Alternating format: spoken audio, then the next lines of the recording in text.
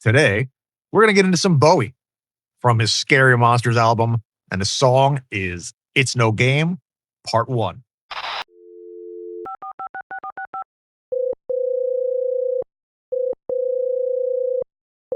Hello, thanks for calling into the request line here on Patreon. It's always awesome to hear from one of my patrons, so tell me, caller, what record am I queuing up for you tonight? Thank you for tuning in to the request line here on my mock YouTube radio station, 86.7 FM WGNX Radio. My musical director for this Bowie track is Mark D. Mark, appreciate your support, man. All right, I'm ready to roll. Song is loaded, so let's do this thing. All right, so this one we're getting into today from Bowie is off of the Scary Monsters album. It is the same album that the massive hit Fashion came from. If you're not familiar with It's No Game, Part 1, it's on that album. All right, so without further ado, as always, all right, let's get into it.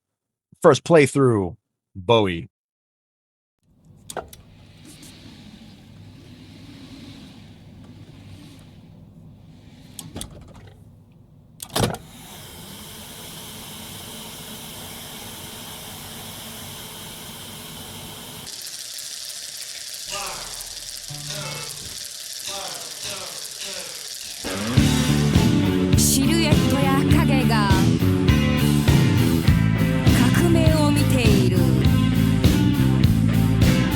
That was unexpected.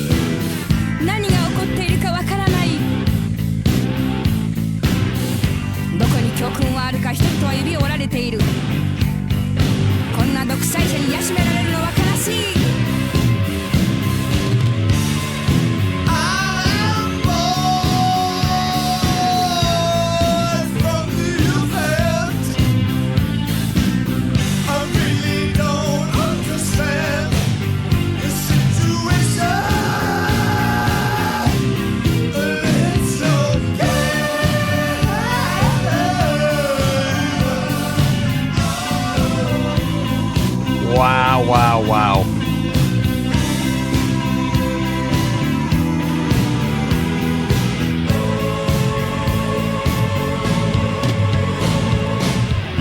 Documentaries on refugees, couples against a target. They throw a rock against the road and it breaks into pieces. Draw the blinds on yesterday, and it's all so much scarier. Put a bullet in my brain, and it makes all the paper. 新聞は書き立てるさ。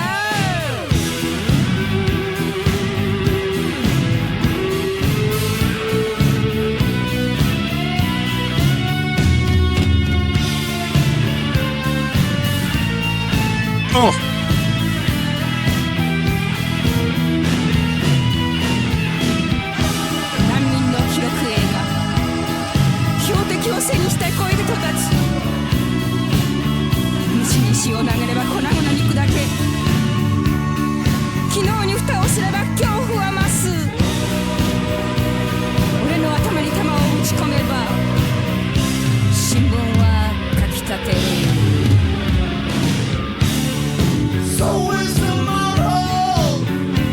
Wow, so wild.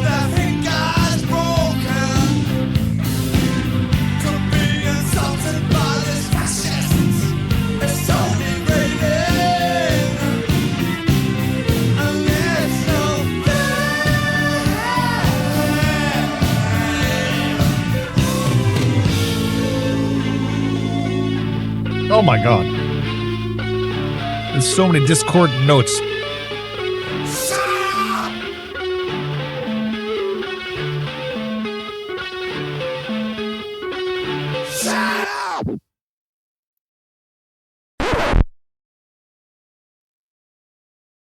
Okay, so that was take one. Oh my, I don't even know what to say to that. That was so weird. It's a very weird song. I'm going to give you that. Well, Bowie's weird. I like Bowie, don't get me wrong, but I don't know his deep cuts. I don't know a lot of these type of songs. I only know the ones that were singles and others that were popular. You know what I mean?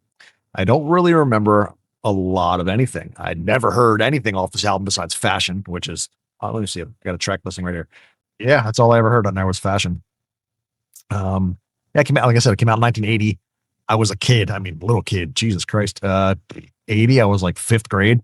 I would have never listened to this stuff 5th, 6th grade. Nah, not even close. Outside of my attention span, I don't think I knew about Bowie back then, to be completely honest. I don't think I did. I was a little kid. You know what I mean? I remember having the Go-Go's album back in 1980. The very first one. Oh my God, so funny. Anyway, all right, so we're going to get to take 2 of this, and we're going to talk about it, because this was a freaking weird song. All right, let's do it. Take 2. All right.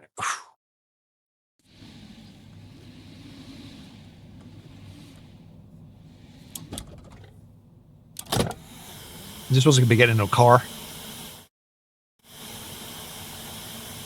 Turning on the radio. Or, I don't know. シルエットや影が革命を見ている。もう天国の自由の階段はない。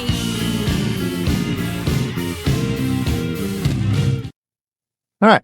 So the first section is in Japanese, and I wanted to find out what it actually said. So I checked them out ahead of time. And what it is every time you hear, I'm going to say the name probably incorrect, but it's Michi Horota is doing the exact same lyric, similar in Japanese, that Bowie's about to sing. So we get the Japanese version first, then we get it in English. It's almost a perfect translation, or close enough to it. And that's all it is. It's literally every time you hear her, the next thing coming after that is a similar type of lyric from Bowie. And that's what I found out. So let's go back to it.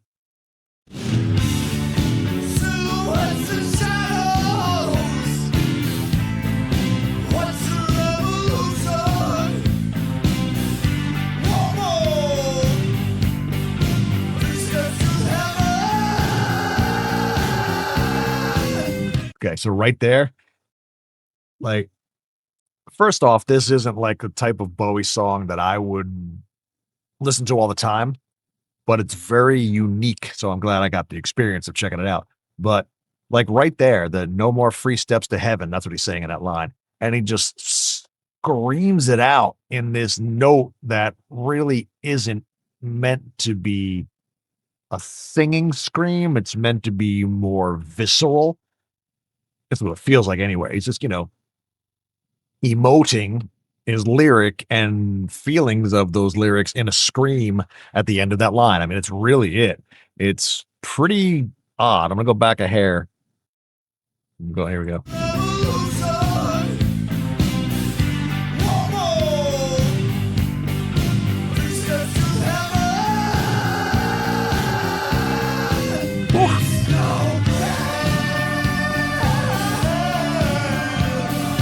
Oh my God, that it's no game.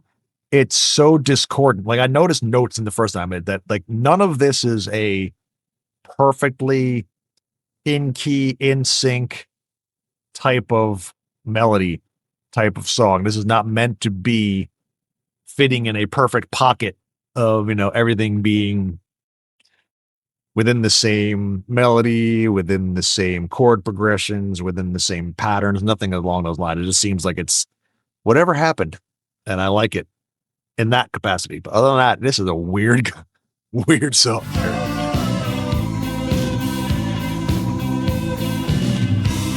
The lyrics are this way, by the way. As always.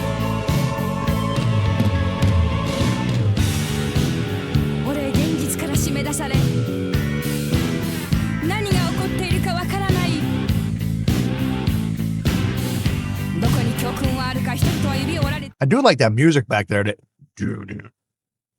like underneath that, like progression. Now it gets crazy again.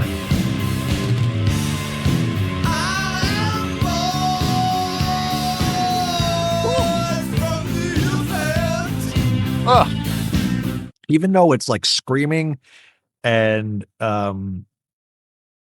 sounding like, you know, like, oh my God, what is going on here? If you listen to it, he really has complete control over his voice, which is so wild. It almost seems like he's singing with a wild abandonment. And it's just raw, but he went into this calculated and knew what he was doing. I'll tell you, Bowie's a friggin' genius. You know, it's a weird one. Bowie's a genius. I really don't understand the situation. It's okay.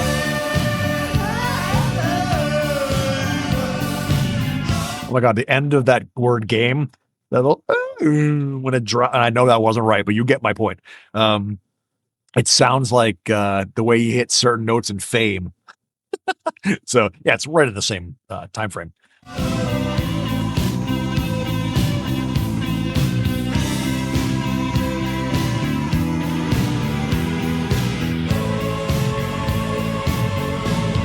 Oh, I don't know if that's right or not.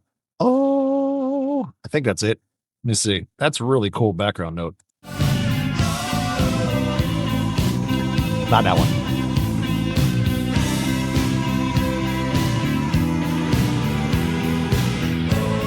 Oh, that's nice. That's really cool. This is what this section here, documentaries on refugees, it's starting here. This is the beginning of that lyric that was in Japanese ahead of it. That's where this starts.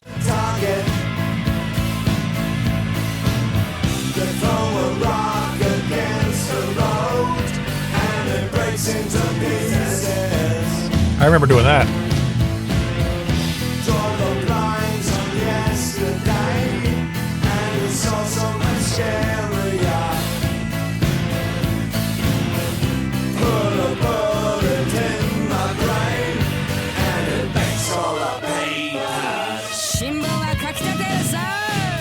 Okay. You need to listen to those guitar notes. If I could listen to this without anything else and just listen to the guitar, I think I would be cross-eyed, because they are notes that probably shouldn't be played in the order they're played in. Discordant as hell. But for some reason it works.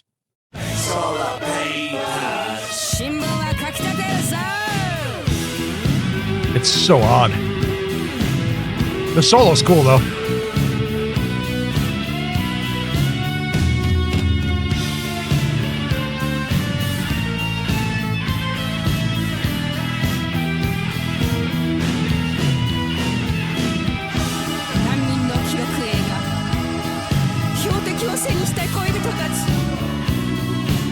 Oh, Bowie's background when that comes off that solo is really slick. Let's see if I can catch it.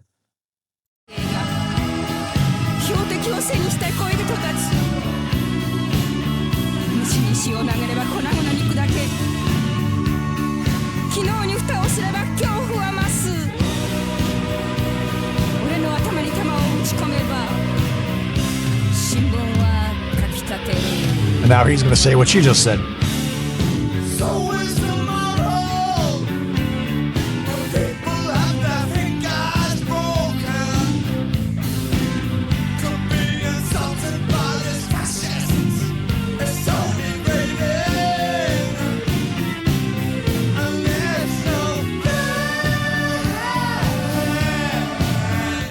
it's so strange.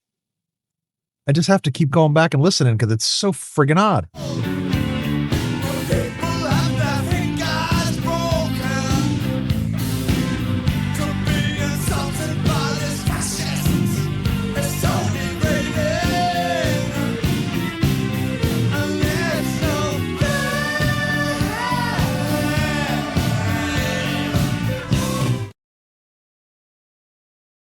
Yeah, that high falsetto note actually is in the melody. Oh my god, that's so weird.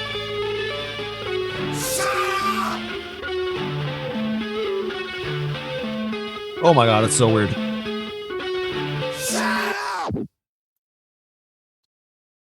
And then you hear the needle coming off the record, yeah, zoom, at the end. Okay. Yeah, not one of my favorites. It's so unique. I have to go back and listen to it again after this and like truly like separate it in my head. But yeah, it's